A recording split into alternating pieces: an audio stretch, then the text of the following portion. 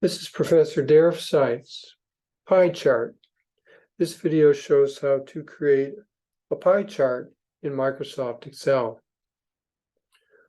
A pie chart, as you see here, shows slices of the pie, parts of the whole, and the size of each of them indicates the percentage of the whole that they take up. The data needed for this chart was two columns, continent name and the number of countries in that continent. These are the labels up here for the columns. Everything's in blue. Everything had to be entered to create this. If you click on the chart, it will show you the data that was used to create it. Go back over here. So the continent names, and then the countries, the number of countries. Here's a sum showing that there's 194 countries indicated here in this pie chart. And this is a 2D pie chart. To create it, you select the data, go to Insert, Charts. Right here would be pie, and you do the 2D pie. I'm not going to insert it because we already inserted it.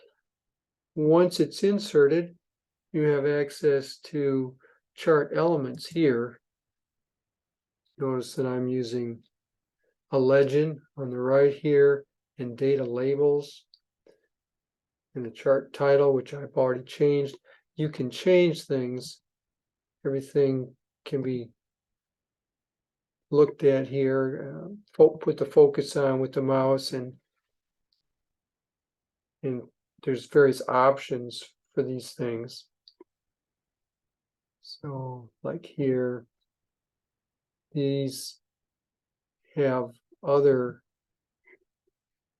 it's like a little menu, a hierarchy menu showing you more options. Put the legend back. And these charts are dynamic. If you change the number of countries, for example, right now Asia is 24%. If we made Asia have, let's say, 54, and hit enter,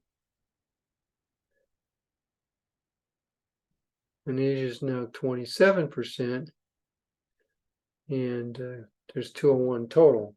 Control Z undoes that. So it's very easy and fast to take data and present it visually using this technology.